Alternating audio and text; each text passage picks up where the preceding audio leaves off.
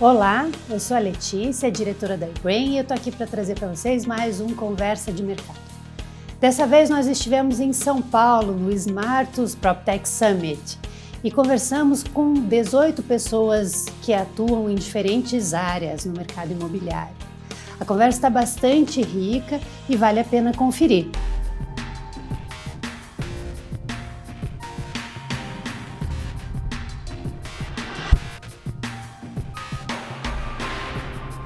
Para começar a nossa conversa, eu gostaria que você, por favor, se apresentasse e contasse um pouco da sua história. Claro, eu sou engenheiro formado pela UFRJ.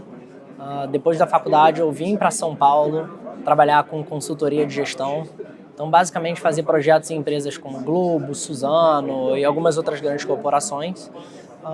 Depois de um tempo atuando nesse mercado, eu entrei na EasyTaxi. Bem no comecinho, fui a 9ª pessoa a entrar na empresa. Lá na EasyTaxi eu, fiz de tudo, entrei como CMO, depois eu fui fazer os lançamentos da operação no Brasil, na América Latina, passei um tempo na Ásia, voltei como CEO da empresa. Depois de 4 anos lá, eu saí, fui fazer um MBA em Harvard, passei 2 anos lá em Boston. Ao meio tempo, eu trabalhei também num marketplace de compra e venda de carros em mercados emergentes, lá com base em Berlim. Eles tinham operações na Nigéria, na Indonésia, México, Turquia. E em 2017 a gente começou a Em Casa aqui no Brasil. Gustavo, como e por que aconteceu a migração do seu trabalho, que anteriormente era mais voltado para a área de transportes, para a área de mercado imobiliário? Antes de entrar na EasyTaxi, eu tinha muito pouco conhecimento, falando honestamente, sobre o mercado de transportes.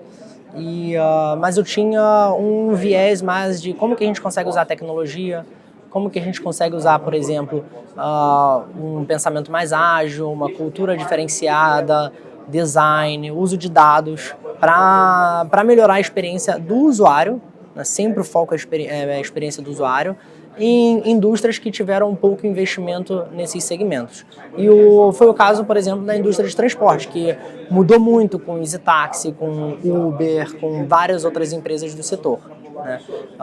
Depois de ficar 4 anos lá e aprender bastante, não só da indústria de transporte, claro, mas também de como que funciona uma startup, como que funciona fundraising, levantar capital, como que funcionam os investimentos, criar uma cultura escalável, contratar gente, fazer os investimentos e tomar as decisões certas, muitas vezes priorizando velocidade à eficiência, né? E claro, assim, aprendemos também um monte de coisa, tanto sobre como fazer, como não fazer numa empresa. E depois de 4 anos nesse mercado de transporte, eu senti que eu já estava preparado para ir para um outro mercado, uma outra indústria, mas para aplicar muito desses conhecimentos que a gente conseguiu na EasyTaxi. E a escolha pelo mercado imobiliário? O mercado imobiliário, ele tem tanto uma escolha do lado pessoal, porque a minha mãe ela foi corretora por 15 anos, ela trabalhou em imobiliária grande, imobiliária pequena, ela foi corretora autônoma, ela viu várias metodologias de trabalho e eu acompanhava isso indiretamente, porque assim, metade da minha vida eu via os incentivos, os processos, as dores de um corretor de imóvel. Por outro lado, quando eu estava morando em Boston, eu via muita inovação em tecnologia, em dados, em design, em como, por exemplo, deveria ser a remuneração dos corretores, qual que é o papel dos corretores, qual que é o papel das incorporadoras, das imobiliárias, e via muita coisa diferente nos Estados Unidos que poderia ser aplicado no Brasil e que não existia. Então, quando eu vi assim, esse gap de iniciativas muito grande, eu trouxe também todo esse conhecimento que eu tinha direto da vida pessoal e com a importância da transação de imóvel, que é assim, a transação financeira mais importante da vida de 98% dos brasileiros, foi quase que uma decisão natural entrar nesse mercado. Você acredita que as mesmas tecnologias podem ser adaptadas para qualquer mercado, mesmo os mais tradicionais, como é a questão do mercado imobiliário e mercado de construção? Mais do que a tecnologia, eu diria que a mesma forma de pensar é aplicada em vários mercados diferentes.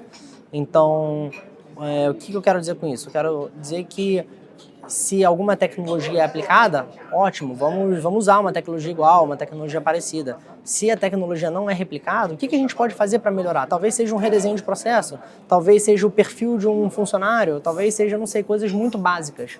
Mas o que é muito legal, que funciona muito bem, e eu acho que o grande combustível das startups, mais do que a tecnologia, eu acho que é a forma de pensar ágil, ambição de crescer, foco no usuário, excessivo, sabe? Se não tá bom para o cliente final, não deveria ser feito.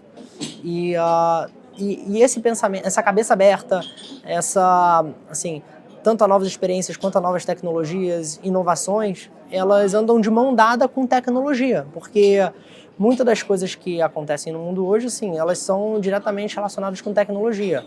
Não adianta, por exemplo, pensar num mercado de construção ou de imobiliária de 50 anos atrás, onde não existia internet, sabe? As coisas mudaram muito.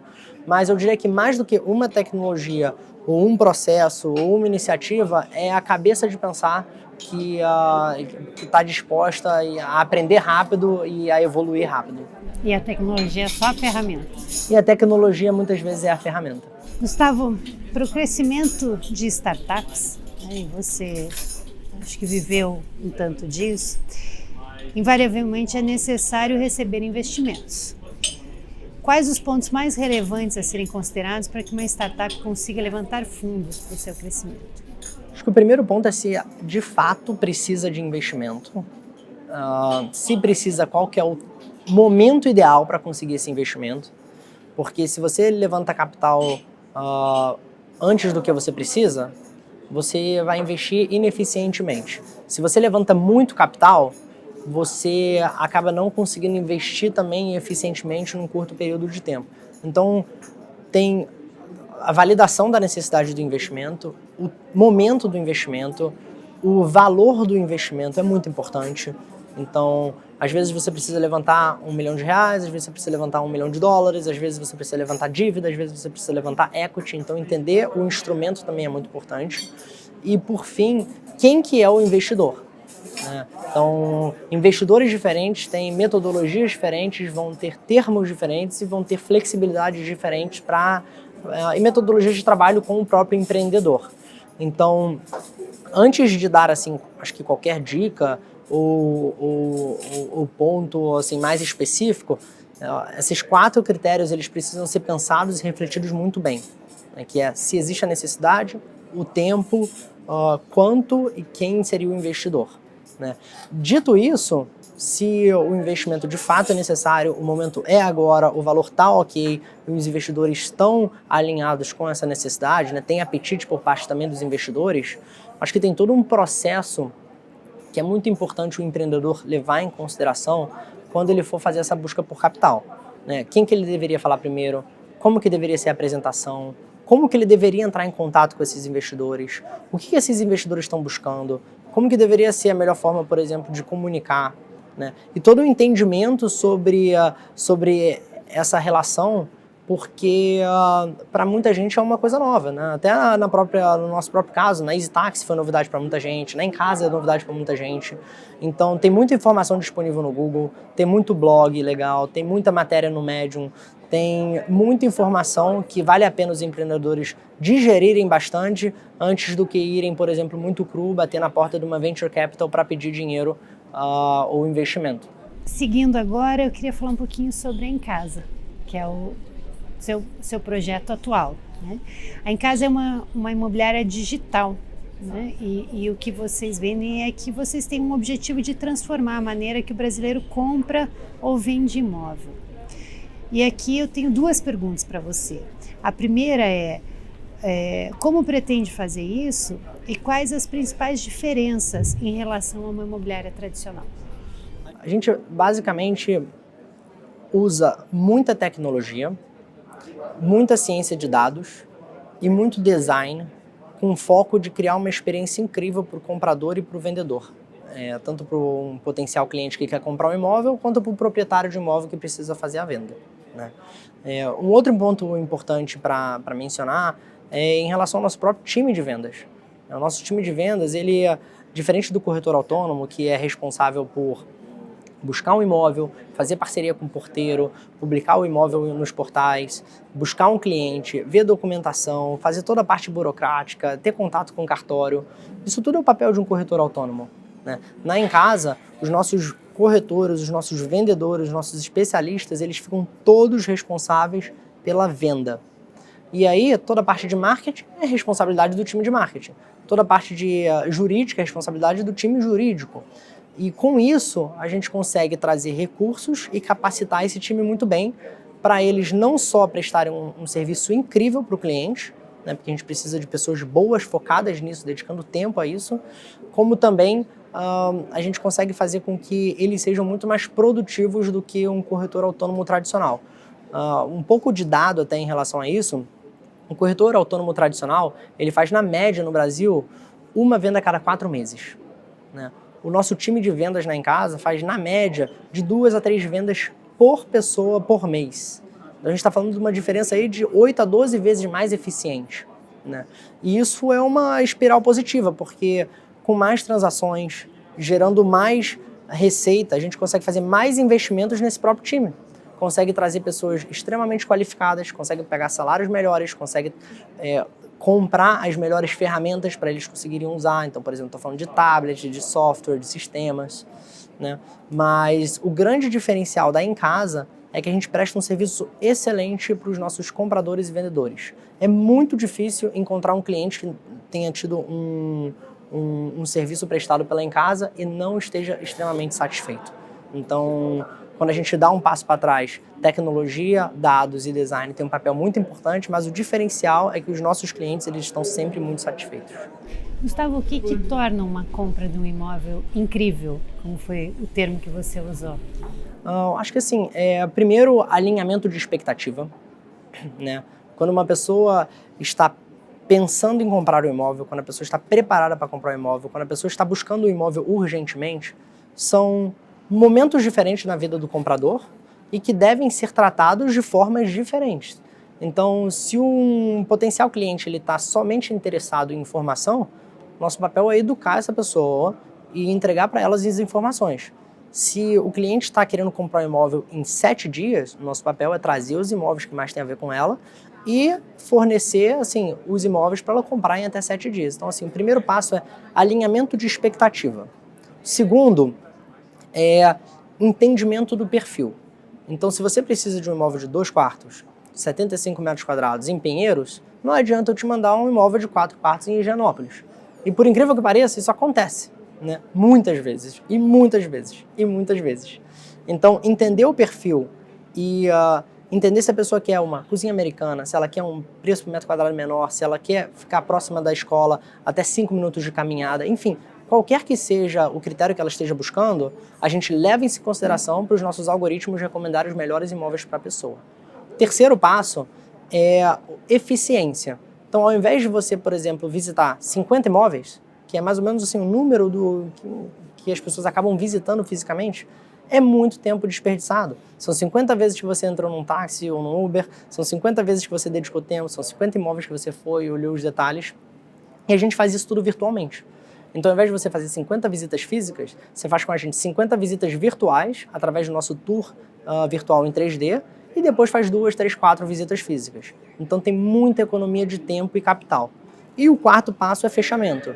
A gente te ajuda com toda a negociação, toda a documentação, tem assessoria jurídica. A gente, de fato, dá a mão para o nosso cliente e fala, olha, isso que vai acontecer, com isso a gente vai te ajudar, com aquilo vai ter o custo X, e garante que essa pessoa se sinta cuidada e se sinta guiada nesse processo que, assim, muitas vezes é tão complexo e com um apelo emocional grande e que muitas vezes pode deixar pessoas super ansiosas. Então, assim, entendimento do perfil muito importante, alinhamento de expectativa, eficiência e ajuda nos pontos onde a pessoa mais precisa.